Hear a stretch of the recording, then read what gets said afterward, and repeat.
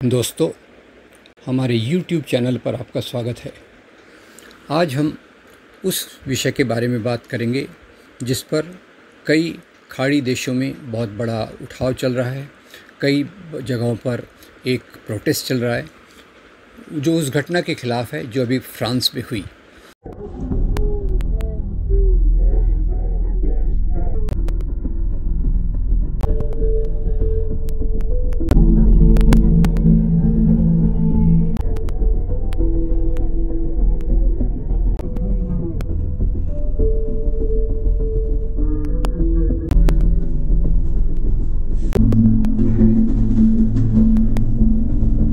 और इस घटना के विरोध में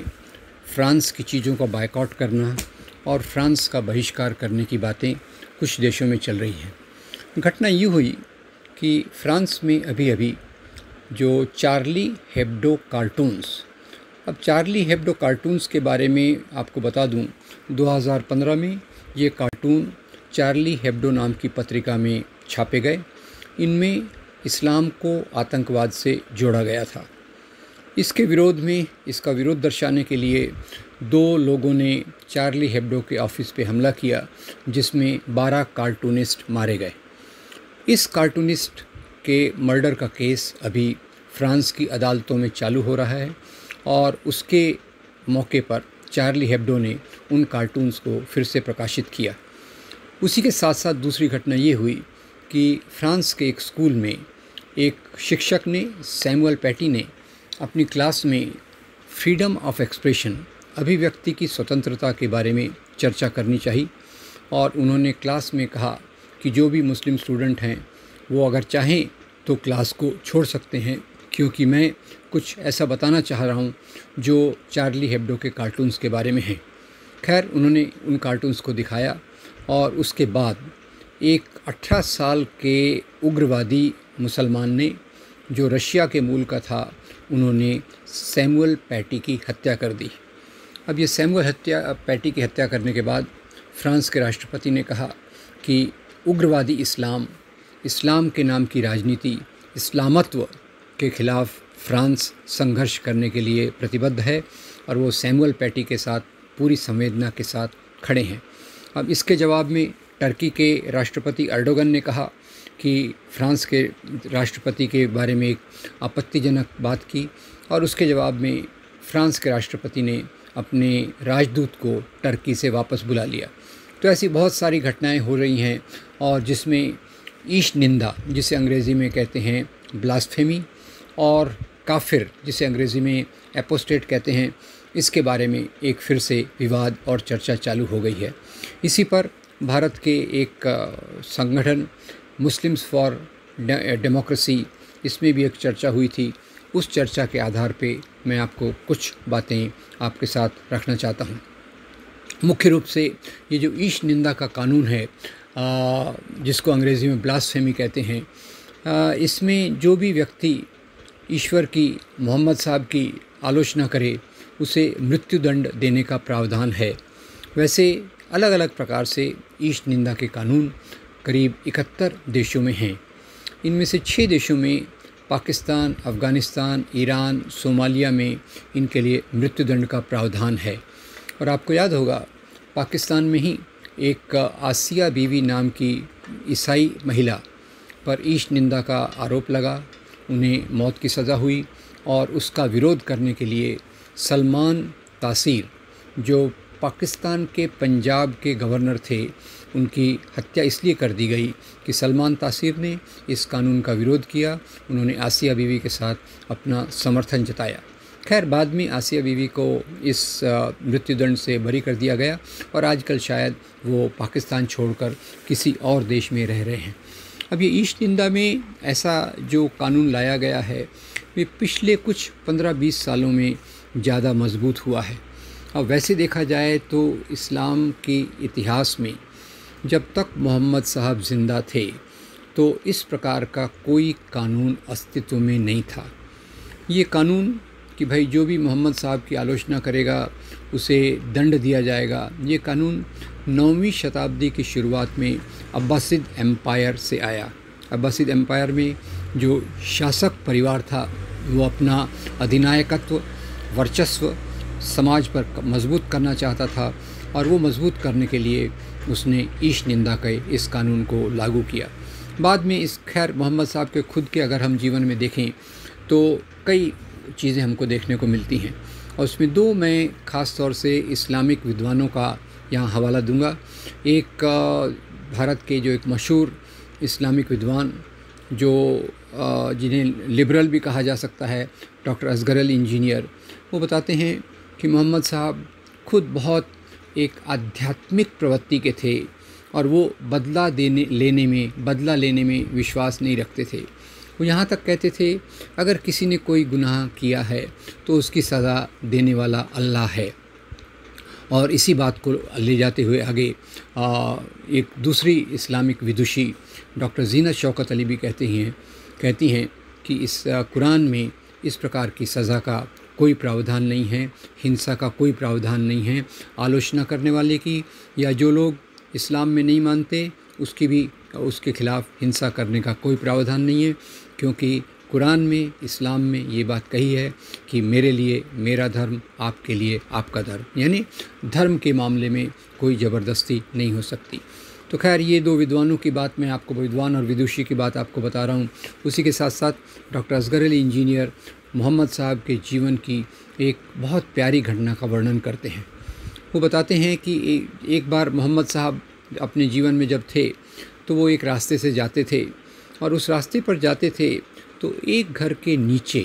उनके ऊपर एक बूढ़ी महिला कचरा फेंका करती थी। अब ये बात लगातार होती थी तो मोहम्मद साहब ने कभी इसका विरोध नहीं किया। उसके उलट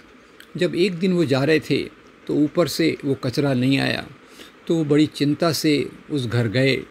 बुढ़िया के घर गए और उन्होंने उनका हाल चाल पूछा। बुढ़िया इससे बहुत शर्मिंदा हो गई और उसने खुद होकर इस्लाम को स्वीकार किया। एक ऐसी दूसरी घटना भी बताई जाती है कि मोहम्मद साहब एक बार अपने साथी जैद इब्न हरिथा के साथ ताइफ गए और वहाँ ताइफ के लोगों ने अपने बच्चों को कहा कि तुम मोहम्मद साहब पर पत्थर फेंको और दूसरी चीज़ें फेंको। इससे इन दोनों को बहुत खून आया, उनके पैर खून से लथपथ हो गए और वो ताइफ से वापस आए। ये दो घटनाएं बताती हैं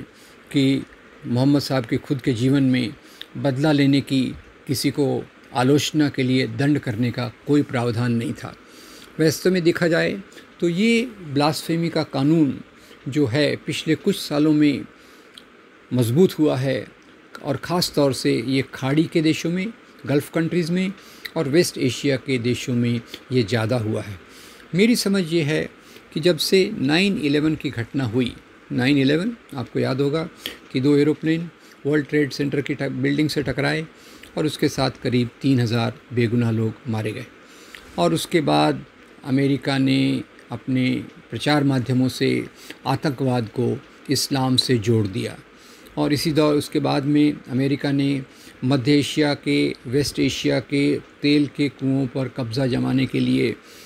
कई बार लगातार आक्रमण किए। अफ़गानिस्तान पर आक्रमण किया, इराक़ पर आक्रमण किया और इससे वहाँ की इस्लाम के जो इनटॉलरेंट, असहिष्णु प्रवृत्तियाँ इस्लाम की ज़्यादा मजबूत हो गई और उन लोगों ने इस प्रकार के कानूनों पर ज़्यादा जोर दिया। और इसी के साथ साथ जैसे अमेरिका के ख़िलाफ़ विरोध मजबूत हुआ और साथ ही साथ कई जगहों पर ये ईश निंदा के कानून लाए गए और उसमें पाकिस्तान का उदाहरण बहुत क्लासिकल है,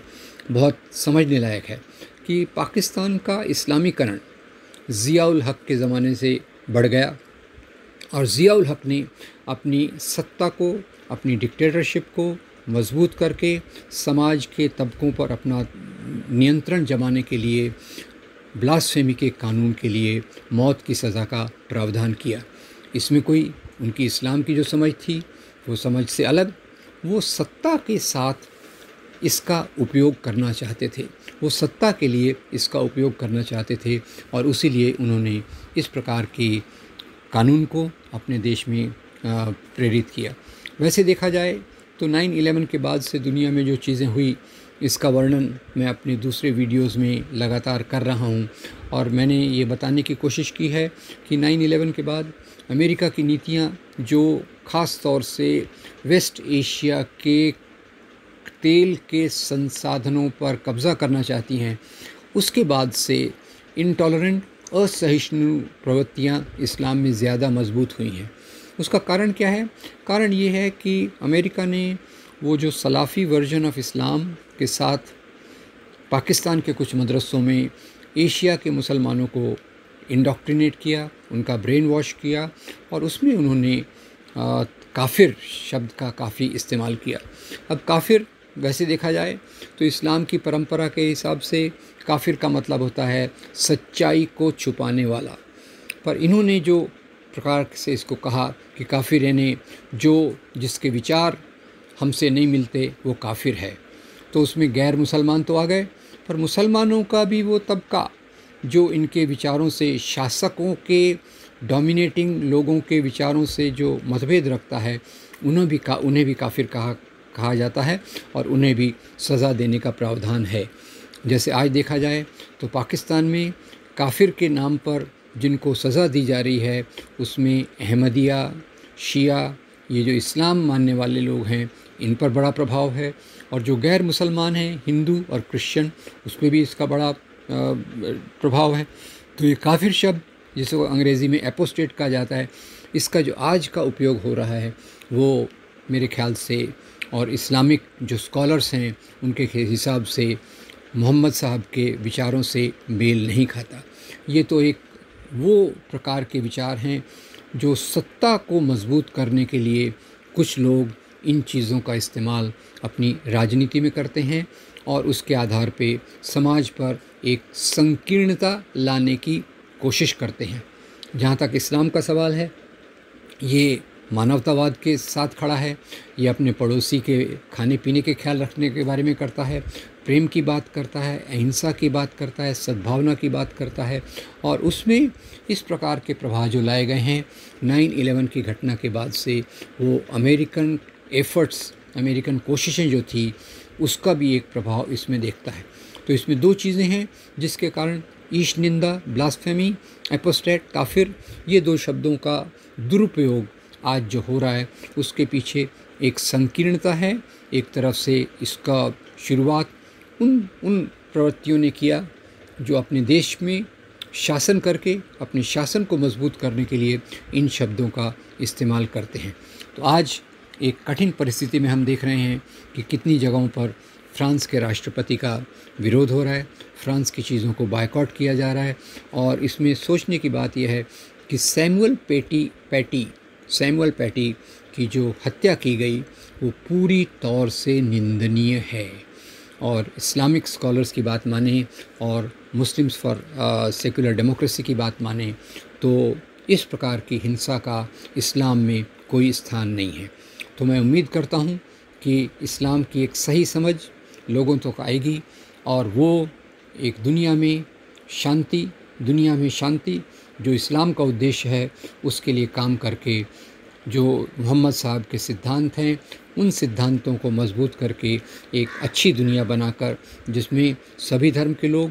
सभी विचारों के लोग, जिनकी असहमति भी हो, वो एक दूसरे से मिलकर रहें, एक दूसरे से प्यार मोहब्बत से रहें, उस आधार पे ये दुनिया चले, इसकी पूरी कोशिश होना चाहिए। और जो इस प्रकार की हत्याएं होती हैं, जैसे सलमान तासीर की हत्या हुई और हत्या करने वाले को पाकिस्तान के कई लोगों ने अपना हीरो, एक आदर्श के रूप में सामने रखा। तो ये संकीर्ण सोच वाले जो लोग हैं, ये इस्लाम के नाम पर जो कर रहे हैं वास्तव में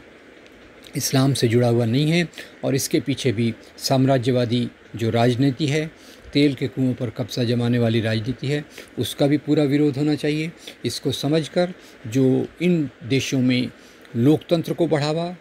वैचारिक विभिन्नता को बढ़ावा और प्रेम मोहब्बत के सिद्धांतों को बढ़ावा देने की कोशिश हमारे समाज में होना चाहिए। Thank you very much.